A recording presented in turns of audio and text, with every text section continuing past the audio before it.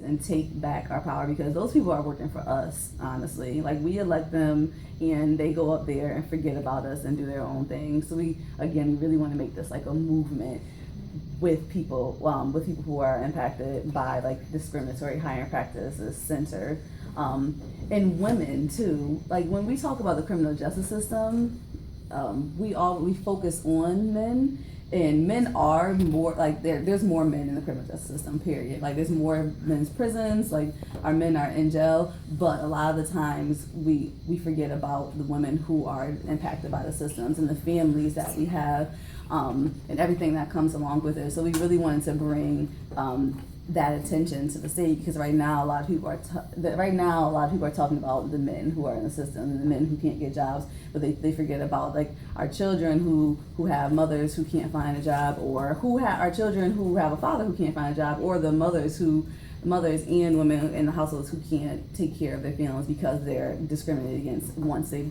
served their time and paid their debt to society. I hate that term because there's so much like negative like connotation behind it. I just can't think of something else to say right now. But how to get people there.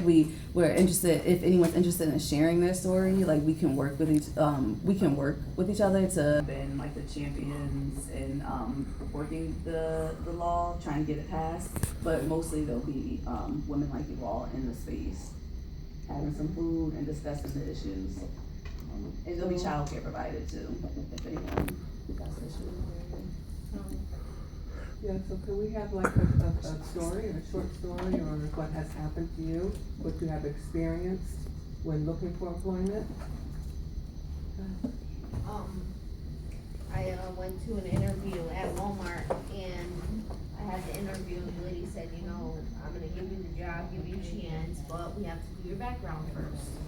And once that came back, they sent me a letter saying, sorry to deny you, but due to your background or whatever, we're not gonna hire you. So the way that this bill will work, so I do want to put up front there too that a lot of times we work around passing laws and legislation, but honestly, laws and legislation cannot fix racism, sexism, if people who discriminate against folks, but we can provide some type of protections, to the best of our abilities, for people who are discriminated against. So how this all will work is, Walmart, so they did the basics of the bill. So they went through the interview process, and then they did the background check once you did the interview process. But a step further would be they can't look back into your record a certain amount of years based on. Well, they sent me a whole thing of my record. So this bill would put protections around that. So for misdemeanors, we're trying to fix this. Do you really think this would work though? Because it's all public information.